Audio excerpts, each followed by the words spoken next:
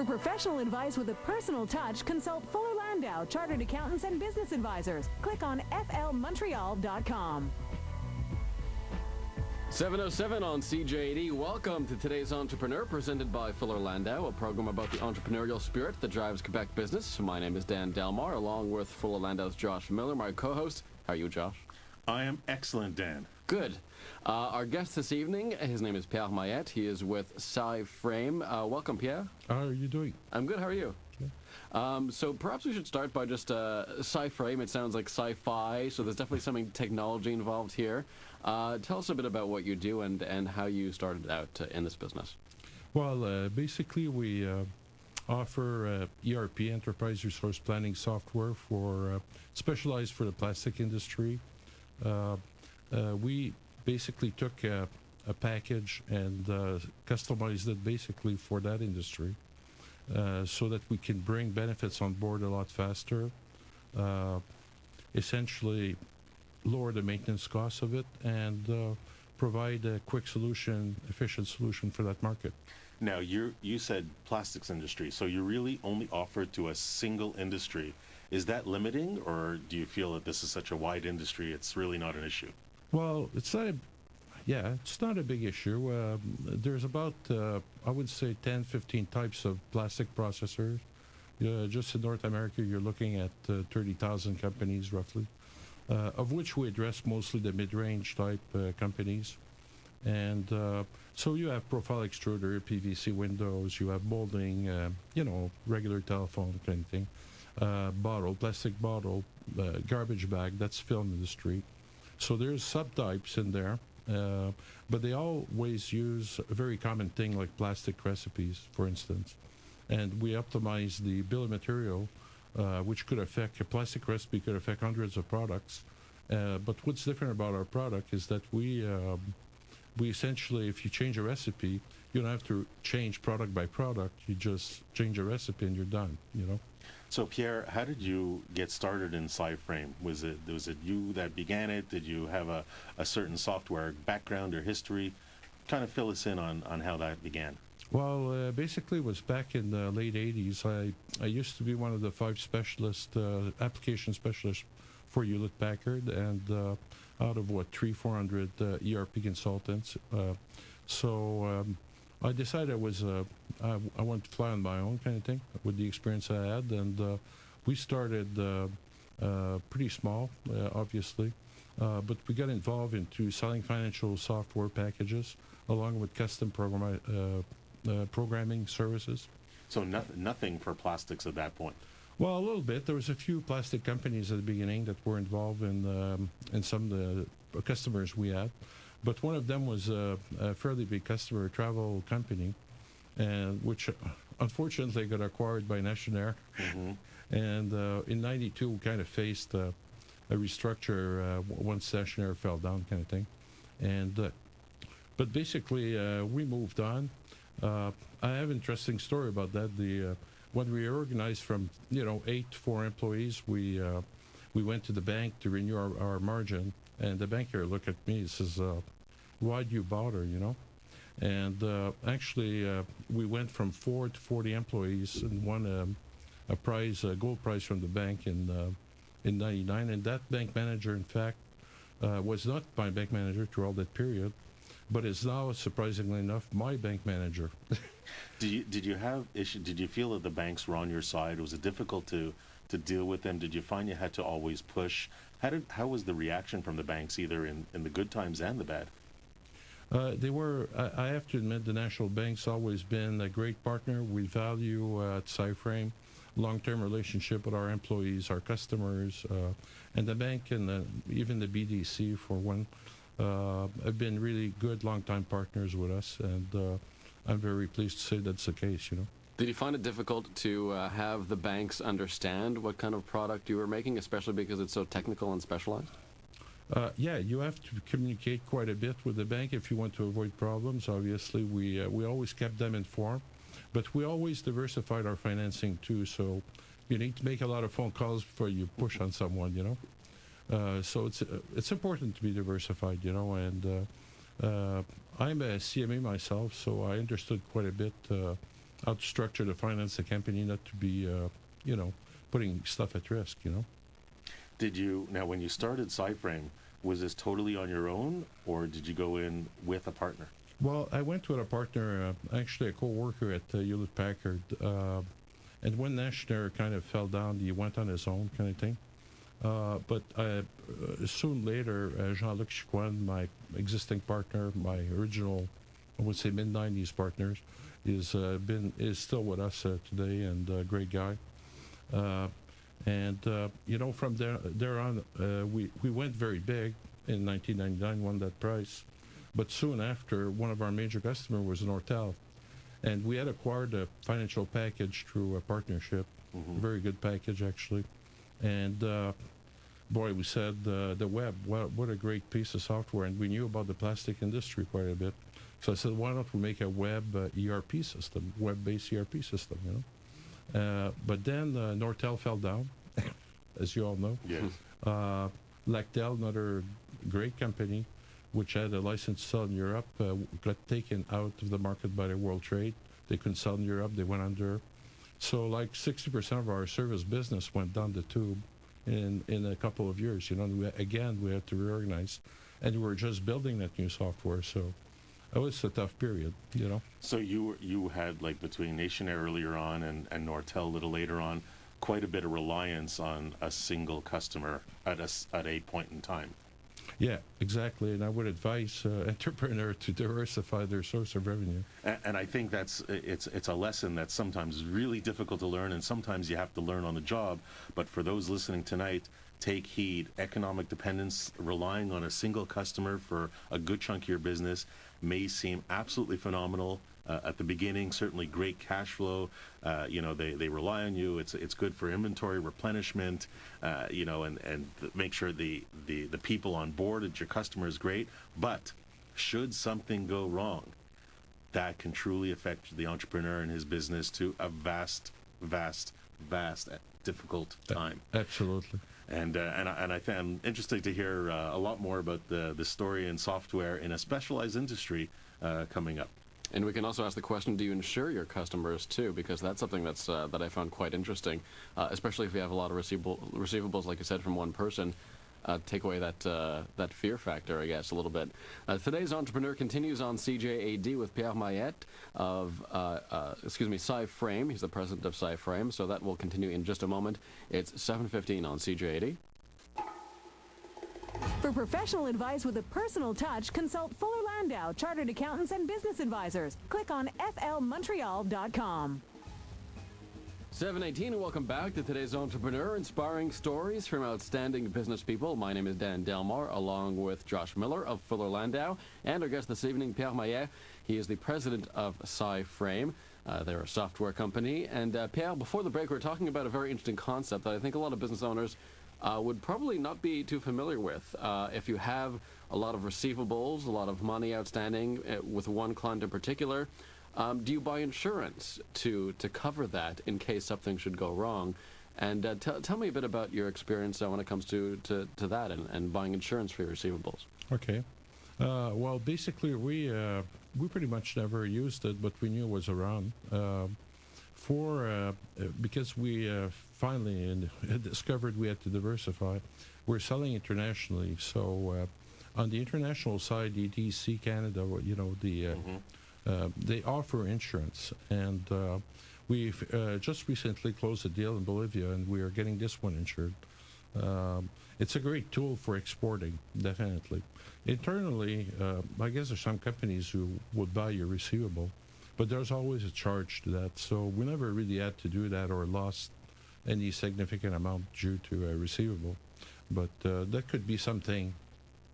And what Pierre's referring to is factoring. Sometimes instead of insuring the receivables and hanging on to yourself, you can actually sell the receivable and get your money even faster. There's a lot of rules that follow in some companies that certainly, as Pierre alluded to, can charge quite a few points for it. But it is another option for financing. Yeah, definitely. We found it very useful because we needed to diversify. We learned from our last two experience that we needed to, So, and it was a very good thing. We went through 2009 to 2010 in the U.S. went from 100 to 0 in no time. And we actually didn't really feel a big bump because we're diversified. And that financing of receivable is a great tool to be able to achieve that, you know. When you say you're talking about international customers and not only relying on Canada, do you deal with many countries around the world? Has there been a country or a customer in a country that's been easier or harder to deal with because of local requirements, regulations, language barriers? Well, I have two great examples of that. Once in New Zealand, actually, that was extremely actually turned out easy to do. It's very hard to believe. People who are in my field will say that. We actually installed the ERP system completely remotely. We never once went to New Zealand. You didn't take ever one trip? No, not one. And it's a very successful implementation, actually. And they add different size paper on there. A4 paper, I don't know if you realize what that is. I don't, actually. Well, it's it's longer than 8.5 by 11, but narrower, exactly. And so just imagine you got 300-400 reports out there. So we had to customize those reports to make sure that they fit the international format. And later on, the more difficult one was in Dubai, actually, where and we actually had to go there. So you have the culture shock, the Muslim culture, the whole thing. But it turned out they're great people. They're actually very great people, very hard-working people. They work 6 days a week most of the time. They'll work 10, 12 hours. And when you look at how lucky we are here in this country, it makes you realize how lucky we are, But they're great, dedicated people, and we finally went through the whole thing. But, you have to deal with mistrust a little bit and, make them earn your confidence with them, your trust, Just to pick up on what you said about New Zealand, I find it's really fascinating that you closed a deal with a firm there, having never actually been there and sat down face-to-face. How do you... what advice would you give to entrepreneurs who want to do that kind of business remotely? I mean, you have to sort of communicate that you're a trusting person, right? That you're a credible firm online, I suppose. It seems tricky. Tricky, yeah. Yeah, actually, and we even sold quite a bit online with our like the Bolivian order I mentioned. We actually never went there. Wow. So the tools that we have on the internet today are great. Skype and all these tools. But you can use them for training, for visual things. You can have two screen. Most of our people have two screen in the office. So we can do interactions like that very quickly, and it's amazing how actually you're perceived differently remotely than locally. And it's great. The internet is great because a small company can actually be big, Taking advantage of technology. That's what entrepreneurs have to do every day. Sure. And is the handshake becoming obsolete, too? Interesting. The virtual handshake. Yeah, very interesting questions. Today's Entrepreneur continues in a moment with Pierre Maillet of CyFrame at 7:23 on CJ80. For professional advice with a personal touch, consult Fuller Landau, Chartered Accountants and Business Advisors. Click on flmontreal.com. Welcome back to today's Entrepreneur. Our guest is Pierre Maillet of CyFrame. And Josh, we're talking about virtual business and the fact that Pierre has a very unique software and it poses some challenges from a human resources perspective as well. And I believe when you have your proprietary software, it's not as if you can hire somebody from off the street that knows about it. You got to bring them in, you got to train them. Not only is it the knowledge of the product, but it's also your culture as well. So Pierre, I guess next question from our standpoint is it easy to find the right people? And once you get them in, how do you train them? Well, that's a very good question. If you recall, after Nortel and this, big downturn kind of thing, .com went down, the plane crashed the building, the whole thing, From 2000 to 2004, plus the Y2K, you had tons of students that went to college in IT to make a fortune. They didn't really go in there because they loved it. They just said, wow, a lot of money in there, So on top of going through that resizing and reorganizing and building a brand new software with a new generation of kids. A lot of them really didn't have the passion for it. So we went through a lot of turnover in that period. So you're asking me, we have a very strong value at CyFrame. It's called long-term relationship, The only way you can attain this level of competence is by having people a long time. They need to be trained constantly with the motion of technology, right? And also to be able to learn a trade, you need time. So the only way, and it's counterintuitive in our industry, people have a lot of turnover typically in IT companies. Well, we don't. Our average, I think, is around 8 years with us, and naturally we have growth, so that number goes down as we're, hiring people. But it's a very, the mass of people have been with us for 70% of the people have been on at least 5 years. So would you attribute that to your management style, to your compensation, to really comfortable living quarters? You pay for their meals, what would you attribute that to specifically, though, such a low turnover? Well, it's I think people believe in the company. The trust has been established within us. It's like a family type of thing, It's actually sounds like a family business without actually being one, Yeah, no blood. Well, there is one, my son. Yeah, okay. But essentially, we're a family. We stick together, We're the best team I've ever had, And we use training tools like offered by Emploi Québec. Instead of letting go of people in a downturn, you train them, you improve the quality of their market value, So they all have very good market value, and we pay profit sharing every year. They're in it with us, So do you find that you're transparent with them? You kind of keep them up to speed on what's going on within the company, your customers, and where the direction you're heading in? You involve them in that? Absolutely. We have an open door concept. Anybody can come talk to me or Jean-Luc or any of the major partner in the company, and it's we're an open book, basically, Plus, we have an espresso machine, That's the espresso machine. It's a big bonus. To keep them up at night, working. It's interesting. Entrepreneurs, sometimes they have totally different management styles, certainly in an IT environment. You got to be youthful, you got to be transparent, because that's what they're looking for. And for the success of the company, it's hugely important. And looking forward to see how that translates with his partner and if they have the same management styles. Partnership issues, contrasting views, maybe? We'll find out in a second on today's Entrepreneur at 7:30. For professional advice with a personal touch, consult Fuller Landau, Chartered Accountants and Business Advisors. Click on flmontreal.com. 7:36 on today's Entrepreneur, presented by Fuller Landau. It's a program about the entrepreneurial spirit that drives Quebec business. My name is Dan Delmar, along with Josh Miller of Fuller Landau. And our guest this evening is Pierre Maillet. He is the president of CyFrame, a software company. And we were talking before the news, Pierre, about management styles. And this is something that comes up on every show. And I'll ask the question that we ask all of our guests. Are you more of a Democrat or more of a dictator when it comes to your staff? Oh, that's a great question. My partner likes to say to newcomers, there's two rules at CyFrame.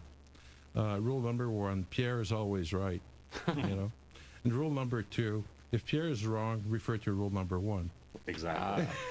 But same thing at home, I'm sure. Yeah, not exactly, yeah. But no, kidding aside, I always, like I said, it's an open door policy. And there's leadership in different sectors in our company. And I expect people to take the leadership without having to talk to me all the time or Jean-Luc. So it goes down even to the individual employees to have some leadership in the company. And I expect it because they understand our mission, our vision, and they will take initiative. I really like initiative in the company. I don't like that somebody's waiting on, for me to do something, for them to do their job, So do they demonstrate it well? Is there a particular instance that? Yeah, I keep on getting surprised about stuff that happens that I find out after the fact, and I never was involved in it. But mostly when there's some serious decision to take, I never take them alone. I always get Jean-Luc around the table, and the two new partners, recent partners for the new generation around the table, to get them involved, either whether it's finance or anything to do with that could affect the company, the balance sheet issues and stuff like that. Do you have different roles that you take on naturally or have assigned to, let's say you and Jean-Luc or your other partners, like whether it's administration, finance, IT, or whatever marketing, whatever it may be? Do you have a natural allocation of these tasks, or? Well, it's kind of like, for instance, for technical issues, Jean-Luc Jean-Luc and Ghislain, they're two key people on the technical side.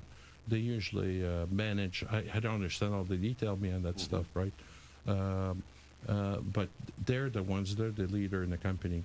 When it comes to product design, I'm definitely involved in the process.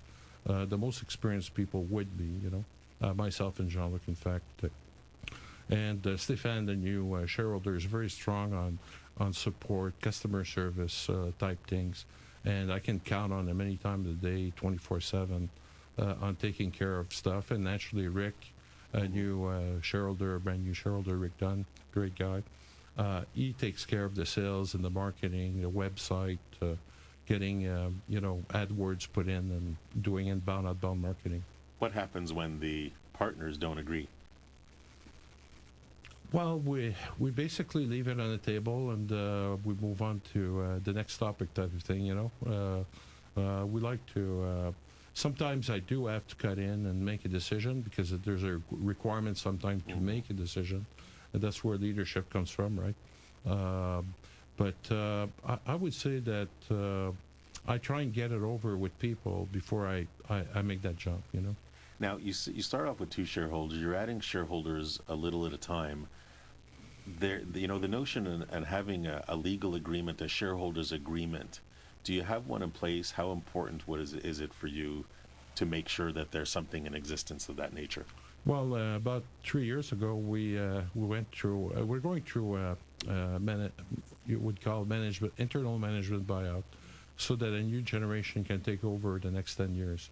We're 2 years into that 10-year process, so it's extremely important to have in place all the legal, the money aspect of it. And it's important to have a flexible arrangement, so that in good years you pay more, and bad years you pay less. That there's a flexibility in there. And, Fuller and Edesky have been really great at setting the money and legal issues on paper, and everybody agreeing. And there's room for an eventually third young generation partner to come in to complete the picture. So extremely important. But beside the legal and money part, there's also the training issue, the replacement, the values, if you want. That's building over the years. It's going to take probably 4 to 7 years at least to get that done, to have the right qualification in place, so that they don't depend on me or the older generation or Jean-Luc eventually. It's not just their resume, right? When you're looking for a partner, it has to be, like you said, you have to ingrain them in the culture of your business. What are some ways that you help people along and help them establish themselves within the company?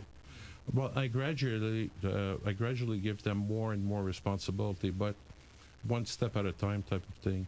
So that when I give out something, I make sure that I monitor the situation for a period, and then I let them run with it. I have to be able to accept different leadership styles, different ways of doing things. Younger people are more hands-on, maybe less educated, but more hands-on.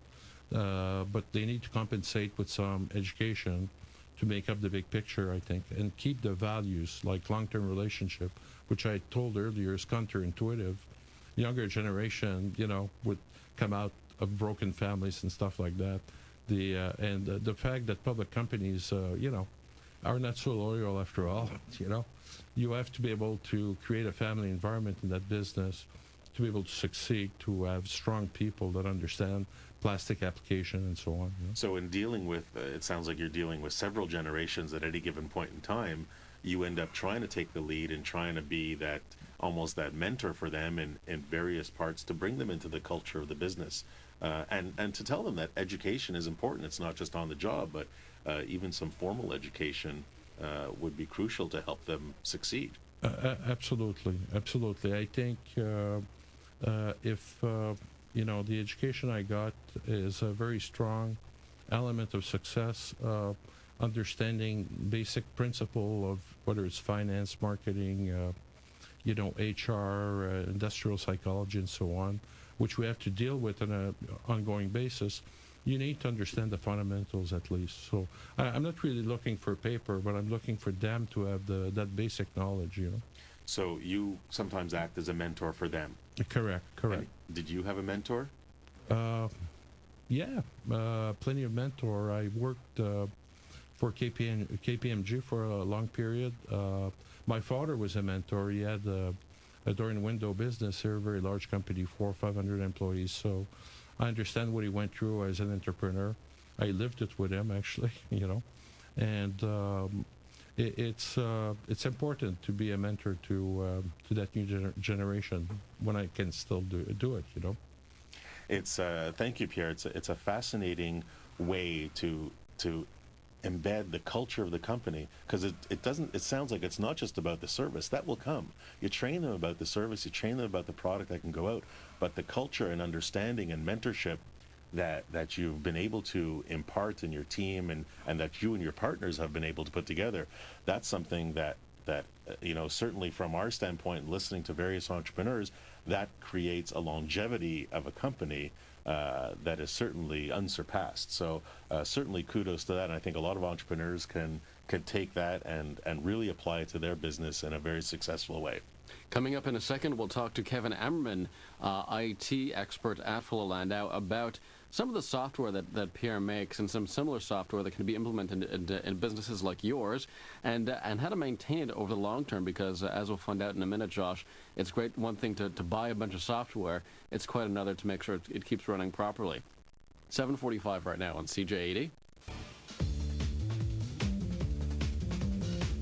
For professional advice with a personal touch, consult Fuller Landau, Chartered Accountants and Business Advisors. Click on flmontreal.com.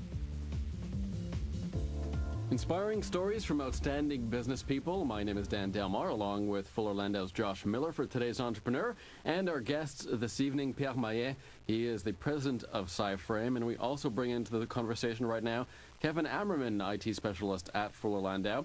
And Kevin, we're talking about software and how it can save a lot of time for business owners, but it also requires a lot of time and a lot of commitment, especially after you purchase it, right? You don't just purchase software and then sort of toss your hands up in the air and say, well, it's going to do all the work for me, right? It requires a bit of ongoing maintenance, ongoing commitment. Well, that's where a lot of smaller business owners get into trouble, because they do assume that they can just go and they buy a boxed software, something in a package, and it may be inexpensive. It may just be a few $100s. It may go up into the tens or hundreds of thousands of dollars, but they don't appreciate that after they make that initial purchase, there's a lot of commitment. There's a lot of work that has to be to go into setting up the software and making sure that it runs down the road. And a lot of times, this planning should be done before that purchase is made. It should be done during the selection process, because there are a lot of different options for companies out there, and all too often the people that are going to be using the software they don't really know what they need, and they need a little bit of help getting through that process. Now, does the entrepreneur does he get involved himself? Does he have, delegate the task? Should he get involved? How much planning should they do before? What pitfalls can they fall into if they don't think enough? And Pierre, I'm sure you can jump in at any point, and I'm sure you've lived some interesting stories about entrepreneurs or business owners that don't get involved enough. Yeah, that's absolutely true. They say that the average statistic that came out that 50% of ERP failure, first of all, 50% of ERP projects fail, and 50% of that is the lack of commitment from top management. So, like at CyFrame, we insist for top management to be involved from the start, even in the sales cycle, the early sales cycle, to understand, to be a guiding light for the project, And not only that, as the project advances, they need to be involved, understand the detailed process, running in their own business, how that's going to impact their business. And they have to understand it to be able to be behind the project. Otherwise, you risk quite a bit, you know. Is there certain, Kevin, perhaps component aspects, whether it's hardware or even human resource side of it, from an implementation standpoint, that you would say entrepreneurs should tackle first, second, third, or? Well, there's definitely planning up front, and this applies to not only ERP projects, but also CRM and document management and any large-scale implementation that's touching on a lot of people in an organization. Most of the planning should be done before the purchase decision is made, probably, in terms of tracking down, who's going to be implicated in the company. If it's a larger organization, who the team is going to be that's going to sort of quarterback the project. And of course, getting the owner or the entrepreneur involved to make sure that that the software does what it's intended to do at the end of the day. Are there typically, would you suggest that entrepreneurs always evaluate 2 or 3 comparative softwares, or really just get to know one really full depth in and out? It would be nice if they could get away with just evaluating 2 or 3. These softwares are pretty intricate, so unless they have a lot of trust and a lot of knowledge about what these programs are going to do for them and how it fits their business, they really have to. They got to know the software fairly thoroughly before they can make a good decision. And these are expensive programs, and it's not just the initial cost or the implementation, but the training and the time frame that's involved in setting things up. If one of these projects fails halfway through, it's not a trivial matter. We were talking earlier with Pierre about training remotely. I would imagine that a lot of these softwares certainly facilitate that possibility and can kind of get a number of people in a room at the same time, or certainly minimize the cost of implementation. It must be very difficult to do the remote training for a system such as this. In terms of getting the right people in the room at the right time and getting a good appreciation for the business, that you've got a lot more experience than I do in that kind of. Well, basically, the big advantage of online training is that instead of monopolizing people, when you're talking about medium-sized business, they have their day job to do. So you can train on targeted subject for 3, 4 hours, 2 hours, and you're done. So you move step by step with a program, and it actually forcing people to use the software instead of me typing stuff for them, or any of our ERP consultants typing stuff for them. They actually have to type it. They actually have to use it. So it forces the customer into actually using the software while they're training. So it's very good, and it's very important to be able to do that. More on today's entrepreneur in a moment. We're going to talk more about software and how it could help your business. It's 7:53 on CJAD. For professional advice with a personal touch, consult Fuller Landau, Chartered Accountants and Business Advisors. Click on flmontreal.com. Remaining moments on today's entrepreneur, inspiring stories from outstanding business people. Dan Delmar, along with Josh Miller of Fuller Landau, and our guest this evening, Pierre Maillet, president of CyFrame, and Kevin Ammerman, IT specialist at Fuller Landau. And Josh, but when you're buying software, it's not like you're buying, cookies or something that you can taste in advance. What kind of protections are in place for people buying software, and can you try before you buy?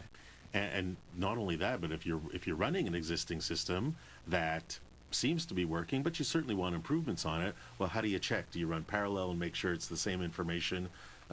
What do you see, and either Pierre or Kevin can answer it, but what do you see from either running parallel or making sure that the software is going to work for you and do what it says? Well, as Pierre, we were talking during the break, that running a proof of concept using some older data in the system, so that the people that are purchasing the software or evaluating the software can take a look and see how it works with their data in the system, and do some trials and tests on it and see how things work. Make sure all the reports are in place and make sure that the right people can actually use the software. Pierre, what have you? Yeah, exactly. In the sales cycle, we run a proof of concept because we want to make sure that we reach the target benefits that the customer is looking at.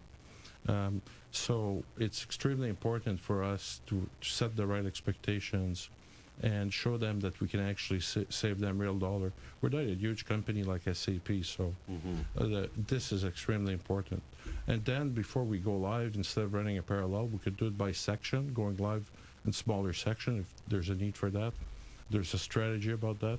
But I really believe you do a simulation, a full simulation like a wedding rehearsal before you go live.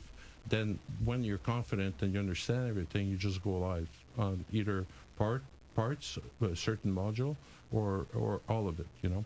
So essentially you have people simulate perhaps like a regular business day on the software and then see if any problems arise?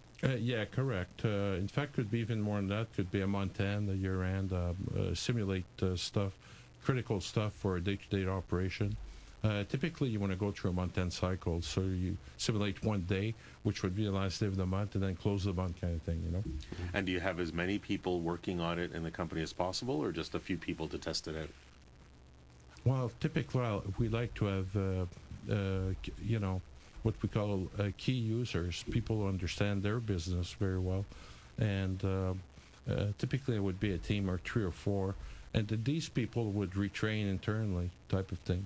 But you need them there after you go live as a reference, a strong reference, you know. So certainly, listen, a lot of challenges for entrepreneurs, and planning ahead is crucial. As we come to the end of the show, Pierre, do you have any words of wisdom for today's entrepreneur? Well, today's entrepreneur, I hope there will be more of them as the time progresses. I really think we need more of them these days. It's a great life. And the only thing I can say, like you said earlier, you have to work at diversifying whatever source of revenue, source of financing. You have to work on diversification. And that's really critical for your long-term success. Thank you very much, Pierre. Dan, certainly the couple of takeaways I get from this week's show, one is certainly when Pierre talks about economic dependence, don't rely on one customer for a huge part of your business. That can be extremely deadly. But I'll talk about something a little more important, a little more soft or intangible, and that's your people. Dealing with them, creating a culture. If you train them and you have them understand and you're transparent and you show them exactly where you're heading, the product and service will follow. They'll want to have the company do well. They'll want to push. And that's something I take away from Pierre's comments earlier today. Very interesting, very intuitive, very important for entrepreneurs. Thank you, Josh. Thank you. Thank you, Pierre Maillet of CyFrame and Kevin Ammerman, IT specialist at Fuller Landau. Thank you both. Very interesting conversation tonight. Don't forget you can reach Fuller Landau during business hours at 514-875-2865 or visit www.flmontreal.com. We're back next Monday night at 7 p.m. Good night.